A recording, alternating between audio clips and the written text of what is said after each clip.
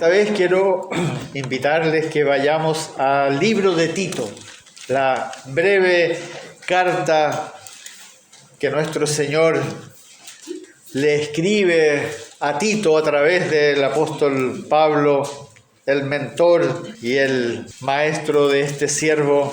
Tito capítulo 2.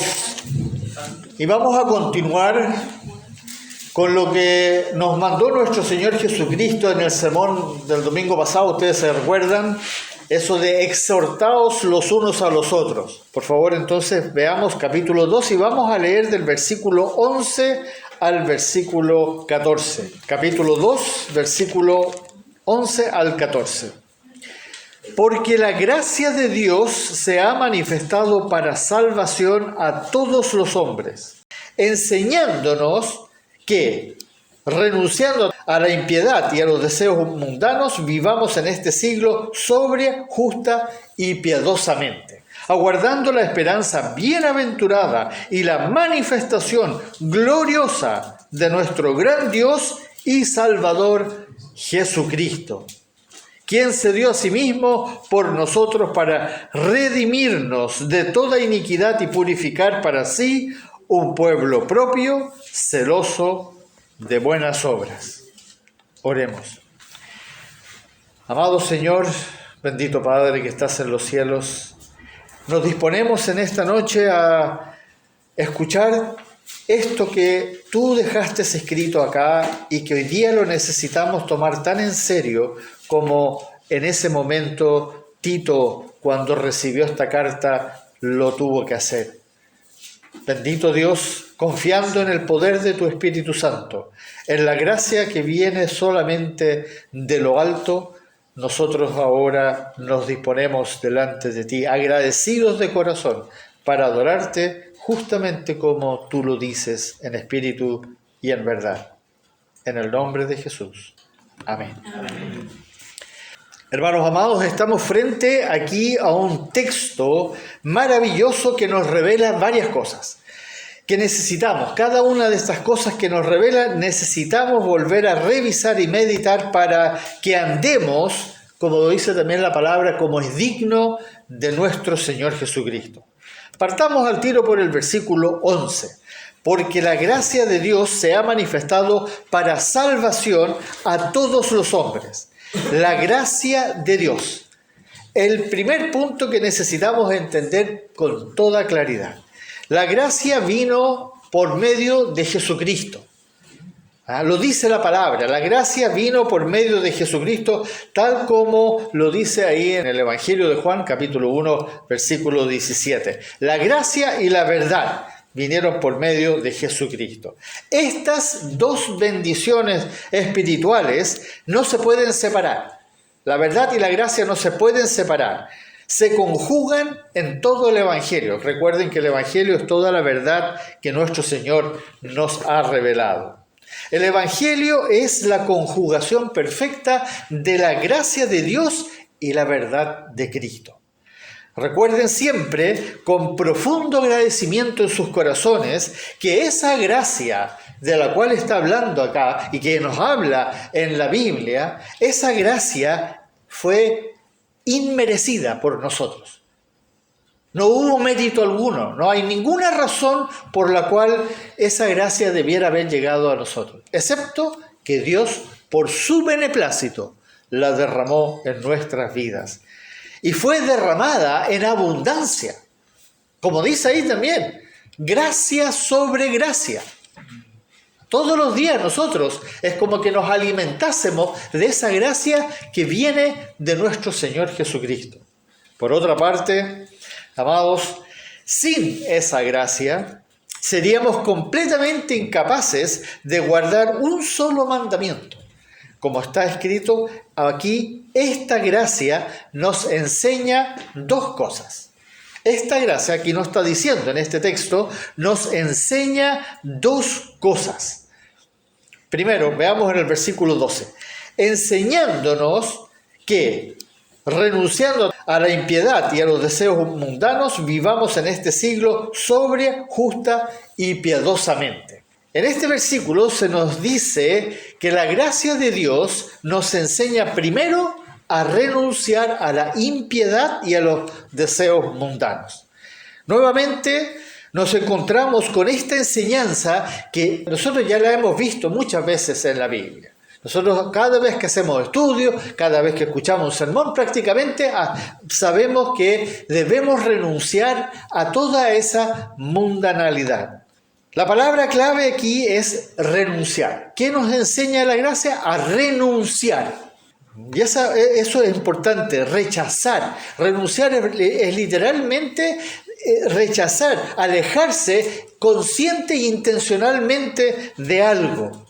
Esto es lo que nosotros debemos hacer. Dos cosas. Rechazar, renunciar, alejarnos de dos cosas que están profundamente arraigadas en nuestra naturaleza humana. Recuerden, amados hermanos, que nosotros siempre hemos hablado que sufrimos todos por igual de esa enfermedad que tenemos adentro, que es nuestra naturaleza humana. Y esa naturaleza humana entonces tiene estos dos problemas que se mencionan acá. Primero, la impiedad. La impiedad. ¿Qué es la impiedad? Es lo contrario a la piedad. Y nosotros hemos aprendido, y estamos estudiando en la carta de Timoteo, justamente, 1 Timoteo, sobre la piedad. La piedad, recuerden, amados hermanos, que es todo lo que se relaciona con la devoción a Dios, la vida santa, la vida dedicada a Dios. Y la impiedad es exactamente lo contrario. Significa todo aquello que va en contra de la fe en el Dios verdadero de la Biblia. No solo cuando creemos en otros dioses, sino que a todo esto no son dioses obviamente, pero que hay muchos dioses que el ser humano ha creado, sino también cuando creemos en nosotros mismos, creemos en nuestras propias capacidades, creemos en la ciencia, tenemos fe en la ciencia, o creemos en las cosas filosóficas que el ser humano dice, en la sabiduría humana. La impiedad puede ser muy sutil. Ojo, puede ser algo muy sutil, no es algo obvio a veces, y por eso tenemos que tener mucho cuidado con ella. Cuando eres supersticioso, cuando tienes tu propia opinión, cuando te apoyas, como dice la Biblia, en tu propia prudencia, cuidado con eso. Y nosotros sabemos que nos dice claramente, no te apoyes en tu propia prudencia. Pero ahí la impiedad se manifiesta. En otras palabras, cuando confías en el mundo y no tienes verdadero temor de Dios. ¿Entienden eso? Temor de Dios es vivir siempre pensando en qué dice el Señor en su palabra, qué quiere el Señor de mí, qué me manda Él en su palabra. Eso es vivir en el temor de Dios, que es el principio de la sabiduría. Y eso es lo que nosotros tenemos que tener presente. En segundo lugar, debemos renunciar, como dice ahí, a los deseos mundanos. Este es nuestro segundo gran problema. Nuestra naturaleza humana, nuestra enfermedad, la carne, como dice la palabra, está impregnada de deseos mundanos. Están ahí. No pretendamos creer que ya los hemos superado, que ya no los tenemos.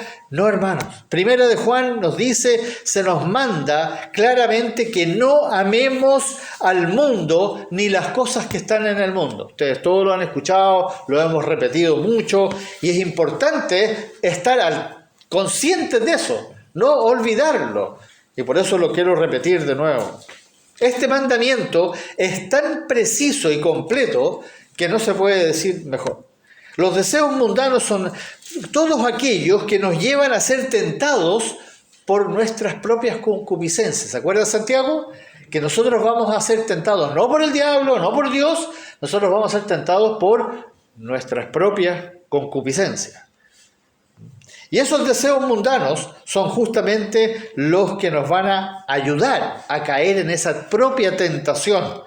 Ese pecado que nace dentro de nosotros procede de ¿qué cosa dice en 1 de Juan capítulo 2? de los deseos de la carne, los deseos de los ojos y la vanagloria de la vida. Hermanos amados, esos tres problemas de la carne, de nuestra enfermedad, son el clásico, ese es el clásico.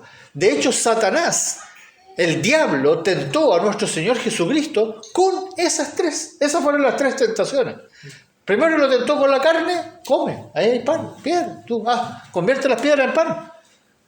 Tú lo puedes hacer, eres el Hijo de Dios. Después le dijo, lo llevó al monte alto, ¿se acuerdan? Un monte, y le mostró todos los reinos, todos estos reinos son míos. Y era cierto, eran de él. Te los doy, si tú me adoras. ¿Y después de dónde lo llevó? Al pináculo del templo. Y le dijo, arrójate. Sí, total, tus ángeles te van a recoger abajo, porque no te vas a quebrar un hueso. ¿Era cierto? Sí, era cierto. ¿Pero qué habría pasado?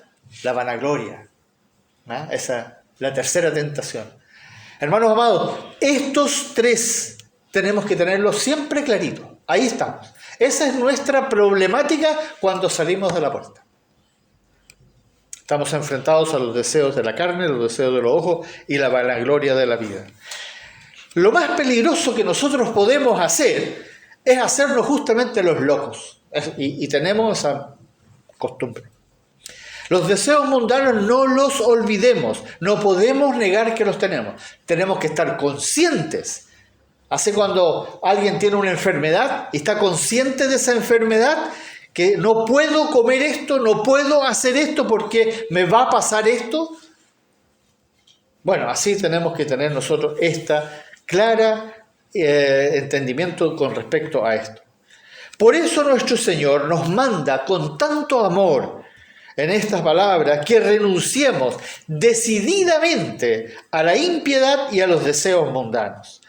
Para tener éxito en esto, debemos volver una y otra vez a nuestro Padre Celestial para orar, hermanos, con súplicas, con ruegos, para que nos ayude a renunciar. Lo que hicimos hoy día, esta petición que hicimos hoy día, de que Él verdaderamente, con su gracia, esta gracia que habla aquí, nos ayude a renunciar, nos ayude a entender su palabra, nos ayude a obedecer, a llevar fruto, nos ayude a renunciar a estos viles y perversos deseos mundanos para que no caigamos en las redes del pecado que mora en nosotros, porque mora en nosotros. Y Pablo lo dijo, capítulo 7 de Romanos. Amados, por todo lo anterior, hagamos como dice el Señor en Lucas capítulo 14, versículo 33. Ese versículo a mí siempre me llama mucho la atención, es muy importante, porque el Señor dijo algo clave, algo que fue sumamente importante de entender completo el versículo. Así pues, cualquiera de vosotros que no renuncia a todo lo que posee, no puede ser mi discípulo. No puede ser mi discípulo.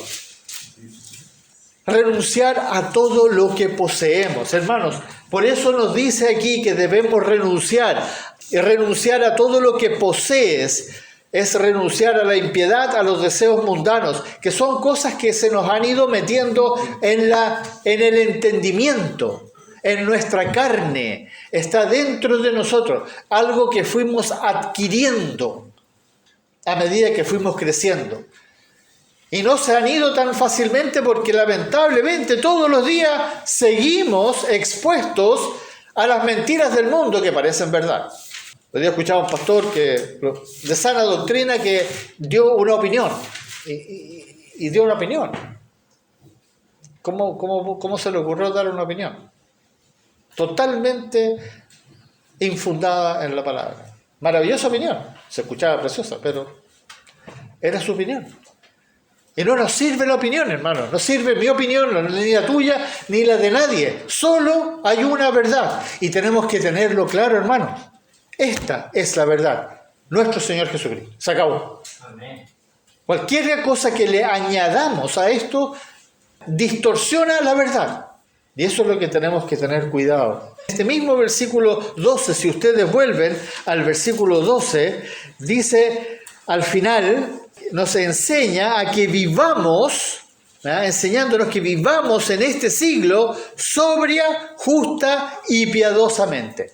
3 cosas, hermanos, que primero deshagámonos de la parte contaminada de nosotros, la impiedad y los deseos mundanos, pero al mismo tiempo la misma gracia que procede de nuestro Señor Jesucristo, nos va a enseñar estas 3 cosas. Ahora nos dice cómo debemos vivir correctamente. Aquí en 3 palabras.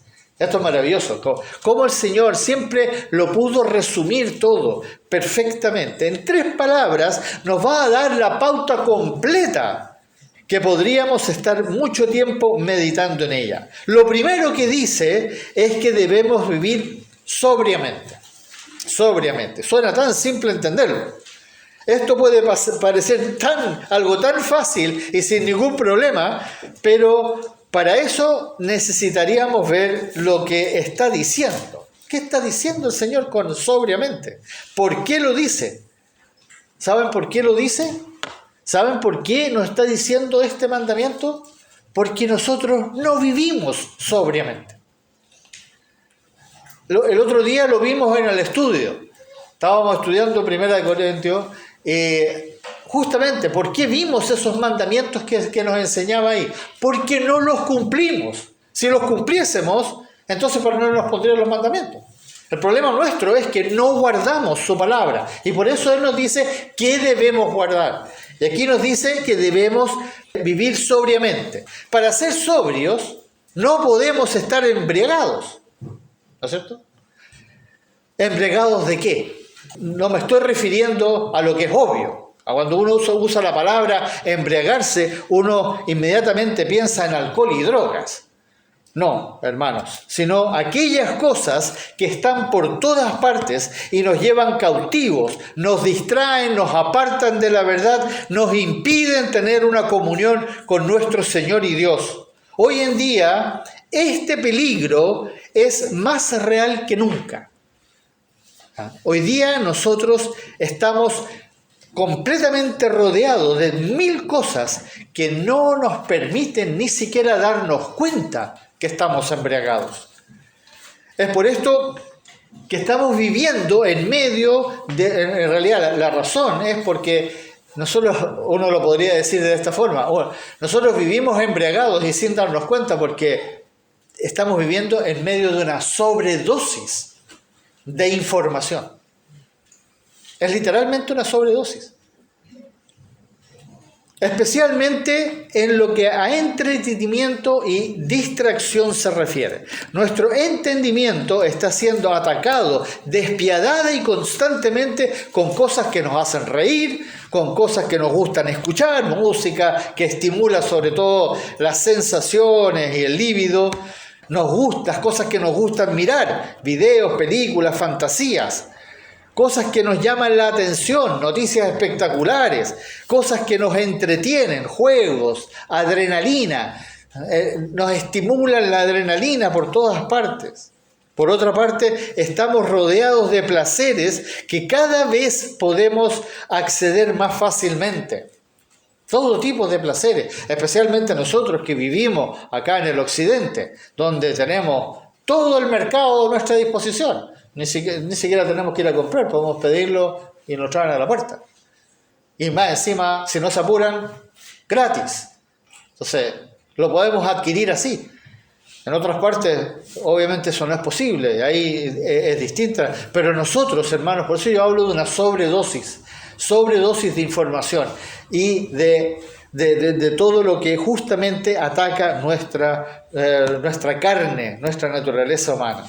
Todo esto, amados, afecta nuestros deseos mundanos y los estimula incluso sin que nosotros nos demos cuenta. ¿Cuál es el resultado? Que no vivimos sobriamente. Porque estamos embriagados, literalmente estamos bajo el efecto del entendimiento humanista, de la carne, de todo eso que el mundo ha generado, de lo cual, ojo, nosotros también en cierta forma participamos. No le echemos la culpa a los otros, Recuerden que nosotros somos parte de toda la cloaca humana que hemos generado. Nosotros somos parte. Ahora el Señor nos rescató y nos está tratando de limpiar y cambiar. Pero después de esto de vivir sobriamente, nos dice aquí en este versículo 12 que vivamos justamente. ¿Cómo va a ser posible si no vivimos sobriamente? O sea, ¿cómo nos puede pedir que vivamos justamente si no ni siquiera no estamos viviendo sobriamente? ¿Qué es la vida justa? ¿Qué se entiende por la vida justa? Vivir justamente es cuando vives de acuerdo a la verdad. Esa es la forma más breve de decirlo. Si yo vivo de acuerdo a lo que dice la palabra, no lo que yo entiendo de la palabra, sino que lo que verdaderamente dice. Y es por eso que nosotros hacemos tanto énfasis en estudiar la palabra. Cuando ustedes hablan con un cristiano que no estudia la palabra, les va a contar lo que ellos entienden de la palabra. Y van a estar en un 80%, por lo bajo, errados. Distorsionaron lo que ellos escucharon en un momento, o se les predicó por ahí, o vieron en la televisión, o vieron en un video y lo distorsionaron. Y es muy triste, hermano, porque no estudian la palabra.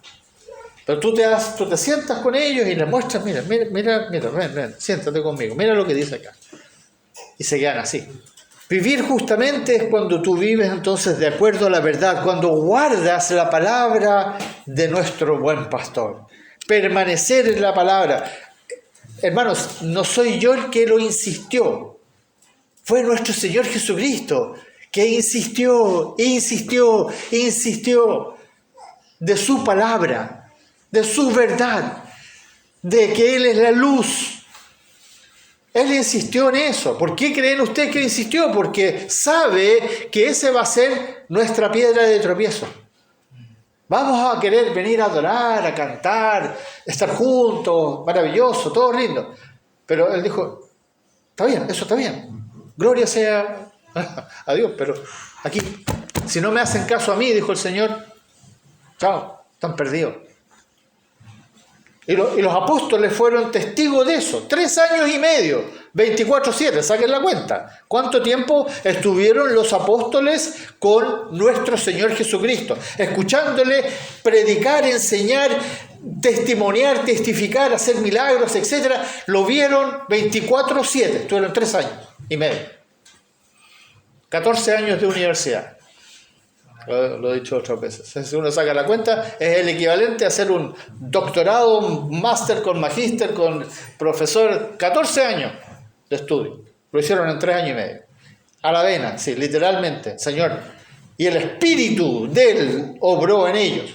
A pesar de eso, tuvieron que ser corregidos. Pedro, por ejemplo. Tercero, ¿qué dice ahí? Que vivamos piadosamente. Nos dice antes renunciando a toda impiedad, ahora nos dice que vivamos piadosamente.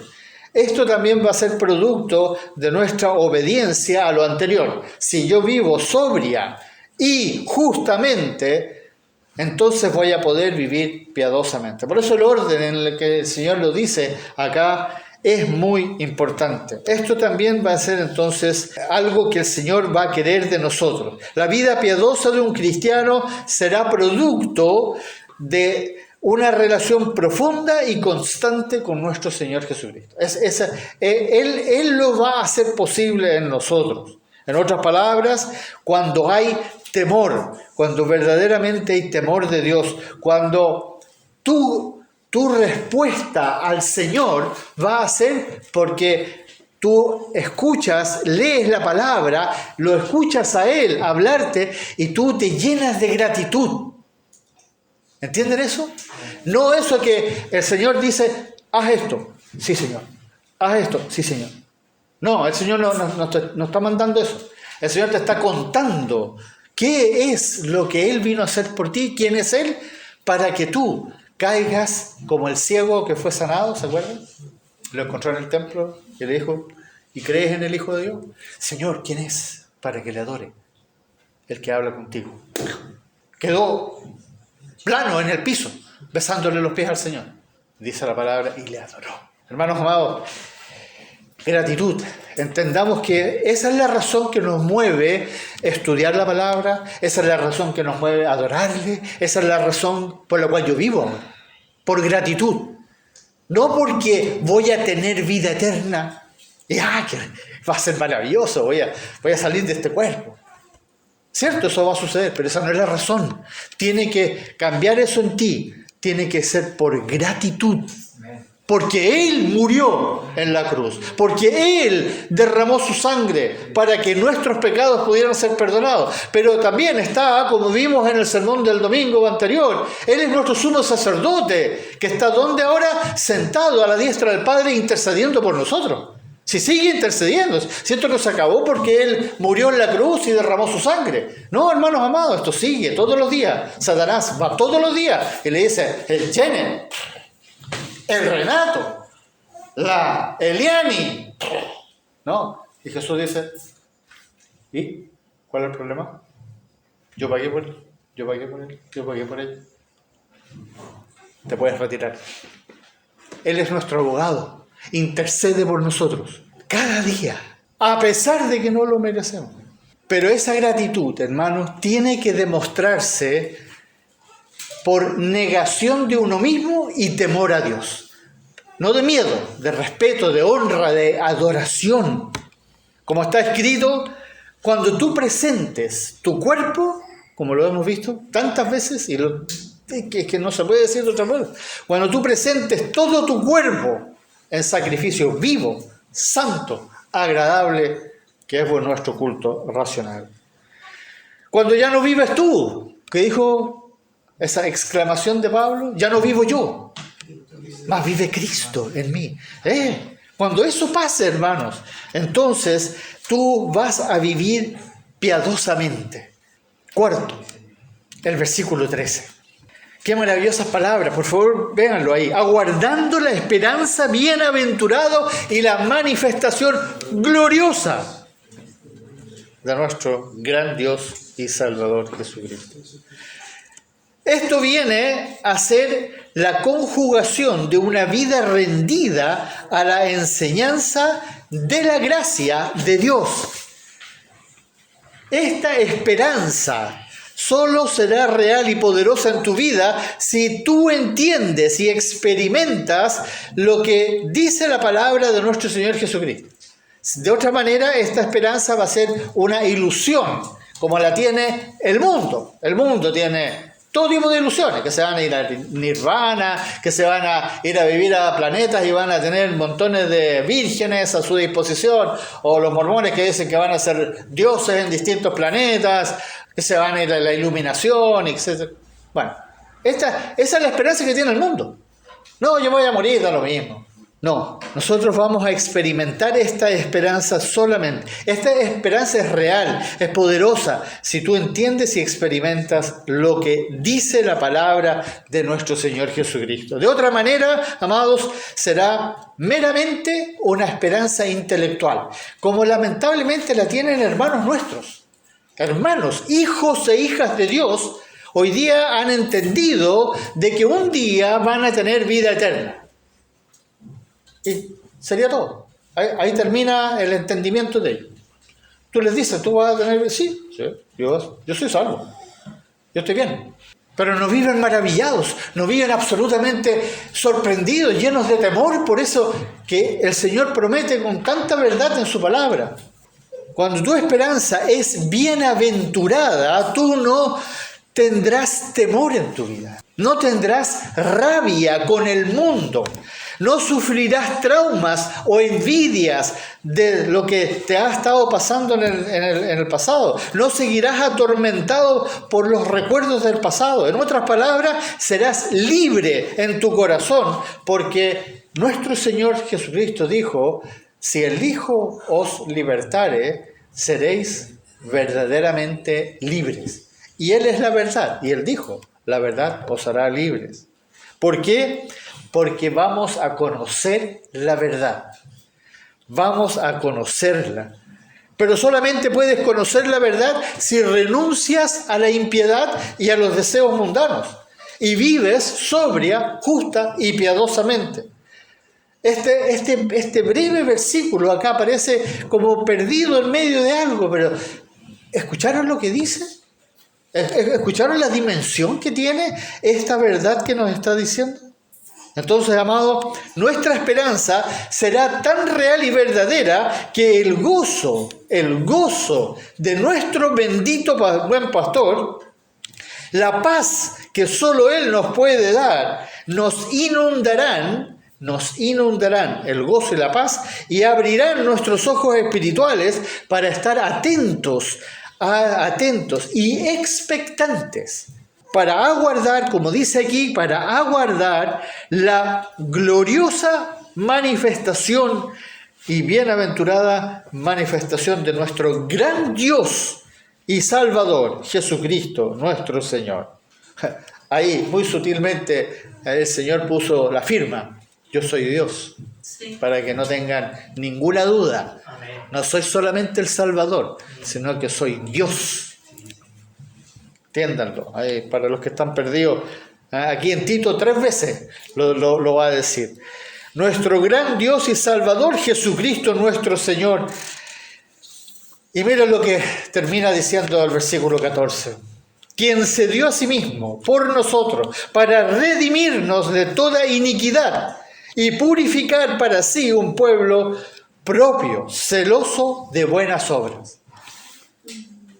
A pesar de que nos acaba de dar un mandamiento que dice que debemos renunciar a la impiedad, detrásito nos dice: no se preocupen, yo lo voy a hacer. Pero ustedes renuncian. Ustedes propónganselo a renunciar y yo lo hago. Ahí está. Y eso es lo glorioso de nuestro bendito Dios. Cada vez que nos da un mandamiento, nos da una promesa. En realidad no es una promesa. A veces lo entendemos mal, eso es la costumbre que a veces se me sale. No es una promesa, sino que es una verdad. Es una realidad, es una consecuencia. Ustedes hacen esto, yo hago esto. Busquen primeramente el reino de Dios y su justicia y yo me encargo. Ahí está. No es una promesa, es consecuencia. Aquí, para redimirnos de toda iniquidad y purificar justamente para que no sigamos en los deseos mundanos y seamos un pueblo propio de Él, celosos de buenas obras. Buenas obras, hermanos amados, entiendan las buenas obras. No es eso que hace el mundo. El mundo hace cosas que son muy lindas. Esas no son las buenas obras. Las buenas obras son la palabra, los mandamientos de nuestro Señor Jesucristo. Esos son las buenas obras. El resto, dejen que el mundo se entretenga ayudándole a este, al otro, haciendo esto, caridad por acá, caridad por allá, que jueguen a la Madre Teresa, que hagan todo lo que quieran. Nosotros no nos vamos a fijar en eso y no nos deslumbremos con eso. Porque a veces de repente nos parece como que, qué lindo, vamos a hacer la obra social allá afuera, ayudarle a los pobres. No, hermanos amados, primero, sé un hijo obediente y deja que el Señor te use para que lleves la verdad allá afuera y le digas a ellos que hay salvación en Cristo Jesús. Porque Él, como lo dice acá, se dio a sí mismo. Por eso, hermanos amados, le adoramos. Por eso hablamos de gratitud eterna. Concentrémonos en eso y dejemos el resto a nuestro Señor Jesucristo, lo que Él va a hacer si es que nosotros le somos obedientes. Oremos. Bendito Padre que estás en los cielos, gracias por esta palabra que nos has entregado nuevamente para volvernos a animar, a exhortar, a amonestar, porque sabemos que tu amor se manifiesta justamente de esta forma, a través de la verdad, a través de decirnos la verdad, lo que está mal en nosotros, lo que debe cambiar en nosotros, y queremos hacerlo, y por eso te damos muchas gracias en esta noche por habernos dado el privilegio de poder reunirnos en tu santo nombre para escuchar tu palabra y meditar en ella. Y ahora, Señor, irnos con esto en nuestro corazón para ponerlo por obras, renunciar a toda iniquidad, y a los deseos mundanos, y vivir sobria, justa y piadosamente, para la gloria tuya, oh bendito Dios, en Cristo Jesús. Te lo agradecemos. Amén. Amén. Amén. Aleluya. Bendito sea nuestro Señor.